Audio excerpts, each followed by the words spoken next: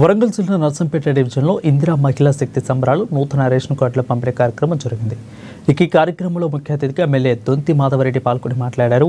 ఇందిరా మహిళా శక్తి కార్యక్రమం ద్వారా మహిళలను అన్ని రంగాల్లో ప్రోత్సహించి ఆర్థికంగా బలోపేతం చేసేందుకు వివిధ పథకాలు ప్రవేశపెట్టామని అన్నారు. త్వరలోనే నర్సంపేట పట్టణ కేంద్రంలో మహిళల ఆధ్వర్యంలో పెట్రోల్ బంక్ ఏర్పాటు చేయనున్నట్లు తెలిపారు.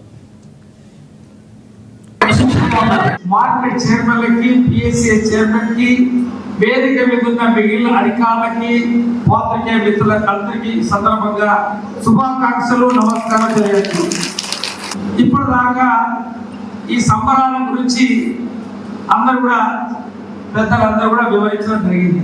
మరి గ్రామాల్లో పేదరికం నిర్మూలించాలి, పేదరికాన్ని తగ్గించి గ్రామాల్లో అందరూ కూడా ఆర్థికంగా బాగుపడాలి అనే లక్ష్యంతో వ్యవసాయ కూలీలకి, సన్నకారు చిన్నకారు వ్యవసాయదారులు ఉండబడే ఈ యొక్క కుటుంబాల్లో ఆ యొక్క కులవృత్తులకి, చేతి వృత్తులకి అనుబంధంగా